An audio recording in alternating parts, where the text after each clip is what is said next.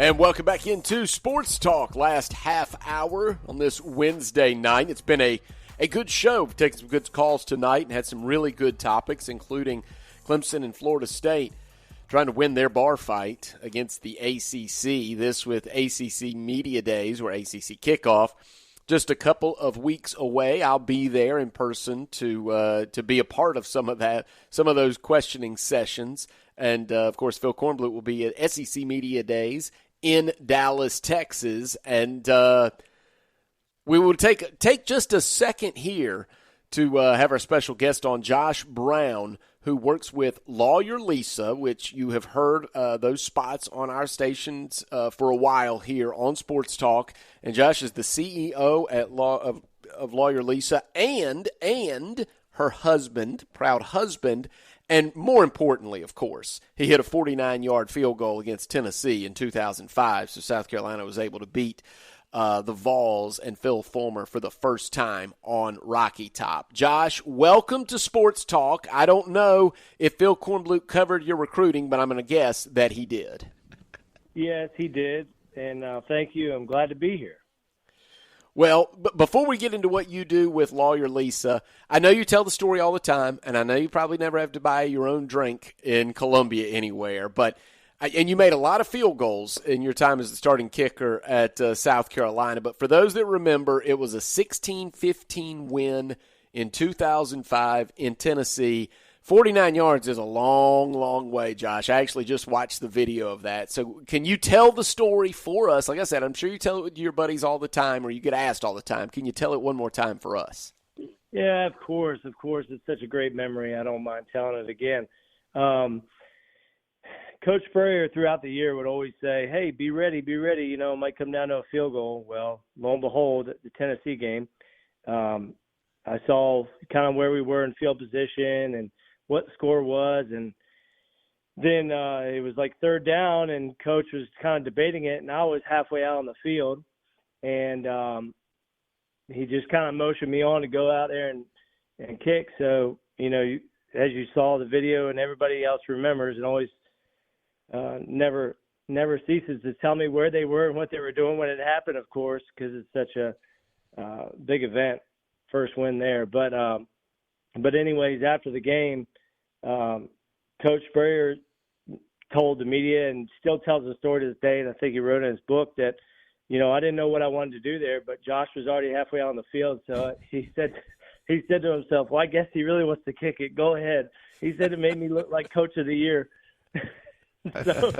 Oh, that's great. He really, because you had such confidence that I'll let him kick it. So that lets us inside the mind of a national championship winning coach, an offensive innovator. The kicker's just halfway out there, so we'll just let him go for it. What was Steve Spurrier like as a head coach? And you know, that was such a fascinating year. That was Blake Mitchell, and of course Sidney Rice was on your team. What was it like being in that locker room and having the famous and legendary Steve Spurrier as your coach? Oh, it was awesome. You know, so many great memories to look back on. And actually that Tennessee game was a good one, because before the game, Coach said, hey, if we pull this win off, we're all going to sing Rocky Top in the locker room. So after the game, when he handed the game balls out, I was the last one to get one. And then he's like, all right, let's call it up. And I said, oh, Coach, remember you said we could sing Rocky Top. So then we all, as a team, got to sing Rocky Top in the visitor locker room as the last moment of the first win there. So it was quite a moment and quite an event that you can always look back on and just have a great feeling about, you know. Josh Brown joining us. As I said, he's moved on. He's done a lot of things in his career, and we'll get to that in just a moment. Of course, his role at Lawyer Lisa, we'll do that in just a moment. Josh, who was your best friend on the team? I'm always curious. Who were you palling around with back then? Oh, well, I mean, I was friends with everybody, but of course my clique there was the special teams guys. So, you know, Ryan Suckup was a freshman. That was my senior year. So Ryan Suckup was there. Everybody knows who that is, of course. Ike Crowfoot, long snapper. Scott Morgan, long snapper. Everybody. Blake Mitchell. I mean, the list goes on and on. We all were a close group because of what we went through when Coach Holtz left and bringing Coach Spurrier in. We all wanted to have that sense of success because of how frustrated we were with the previous seasons, you know. Well, you certainly had some great success in your time there. What was it like? You said you were friends with Blake Mitchell. I wonder, did he know whether he was going to be playing quarterback from week to week in the Spurrier area? Oh no, and here's the thing: Coach Spurrier will openly admit it that he'll never yell at a punter or kicker. You know, I guess he feels like their job is important enough to where him yelling at him ain't going to help anything. It's probably going to do more hurting. And that is the absolute complete opposite of how the quarterbacks get treated, let me tell you. So he's pretty rough on them and demands perfection. I think it just comes from him being, you know, Heisman-winning quarterback. And, you know, he just wants that greatness to come out of the guys that he coaches like he played. Well, Josh, let's talk about what you do now. Obviously, Lawyer Lisa has been a great supporter of Sports Talk, and so we want to, you know, illuminate and kind of make sure we know everything that you offer there at Lawyer Lisa. Tell us about your role there and what your wife, Lawyer Lisa Hostetler Brown, what she specializes in with that firm, and where can they get to an office here in the state? Yeah, of course. Lisa's created a great practice at Lawyer Lisa. Really, the main focus right now I'd like to highlight on is the life care planning that she provides to all the elderly navigating aging issues. And she has a great staff that will help all the people that are aging navigate benefits, elder care, you know, doctor's visits, cognitive visits, and just she has somebody on her staff that will help in every aspect of what these people are going to be going through. So what's great about it is her and her team will stay on board with these clients as they navigate this stuff because it is a subscription service. So it's not like your typical estate planning attorney that you go in and you get documents done. This is something that they will help them with day by day, month by month, year by year, and what they have to deal with.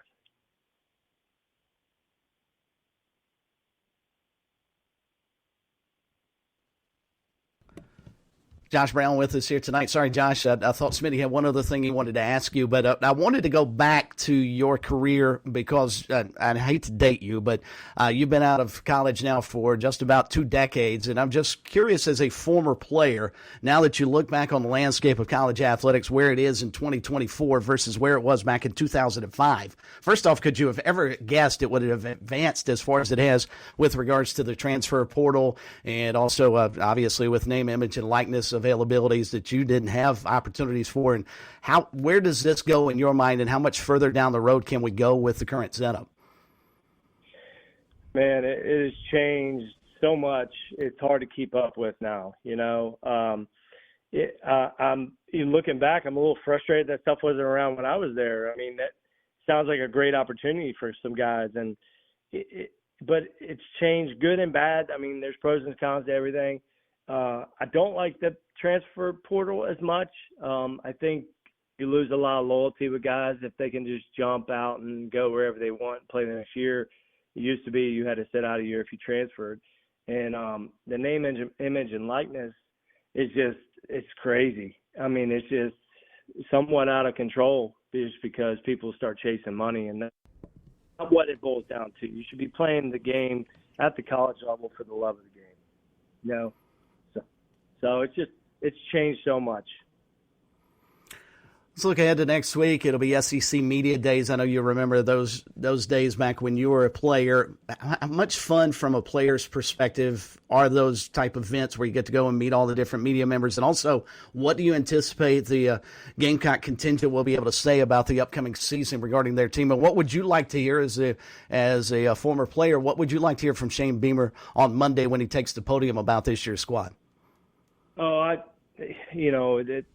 those things are very nice to be able to be at and talk, optimistically about this year, which I'm sure that will be the case. And they have a tough schedule, and hopefully everybody can stay healthy and we can, make some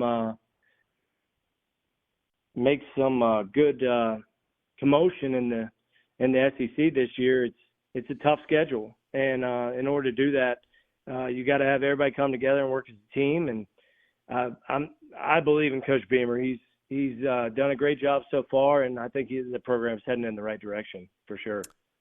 Josh, tough one to finish on, kind of a two-part question, because it's not every day we get to talk to someone that was in these big, tense moments. Do you recall the loudest you heard Williams-Brice Stadium? We talked about a big road win you had on the road at Tennessee on Rocky Top. Do you recall any moments at Williams-Brice Stadium that you just can't ever forget?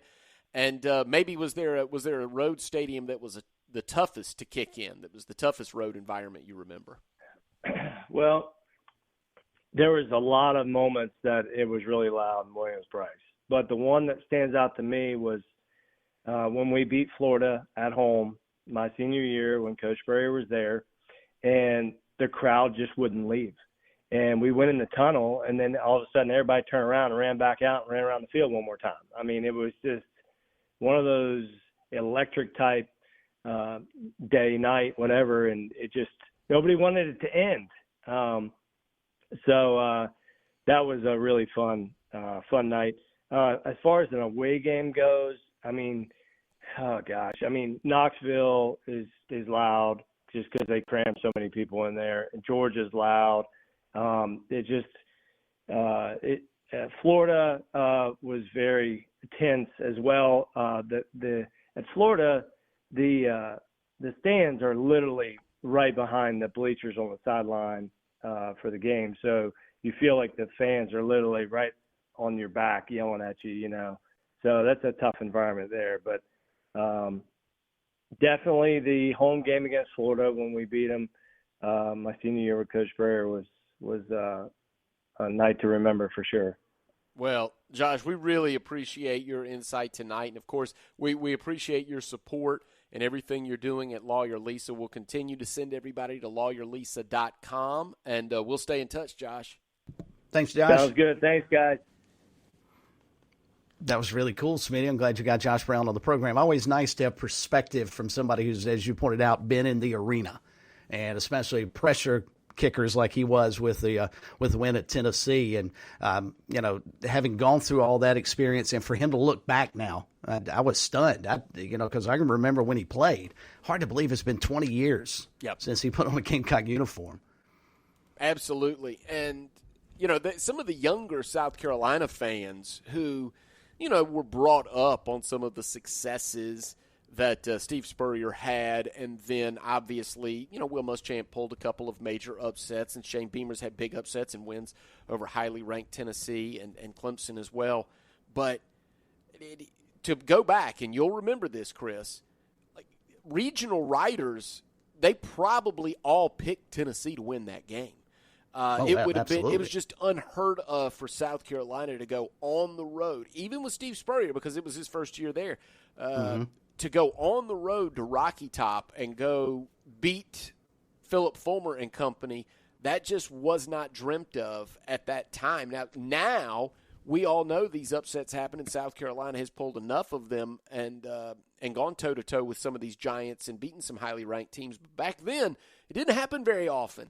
And so in 2005, whoever would have been writing at the Knoxville News-Sentinel would have just been floored that Josh Brown hit that 49-yard field goal in the final minutes, and South Carolina was able to hold on and beat Tennessee on Rocky Top. That was a very, very big moment in the history of South Carolina, and we just were able to hear from someone who was not just right there in it, but played a key role, if not the key role. Wonder how many of the players actually knew the words to Rocky Top. I know. I grew up, and not just the chorus. I'm assuming they just sang the chorus, but I mean, how many of them would have actually known the words to the chorus? I don't know. I always knew it from the time I was Yes. a kid. Well, if you ever go watch Tennessee play, even if you didn't know it when the game started, you'd know it by the time the game was over. They wear it out, baby. Certainly too.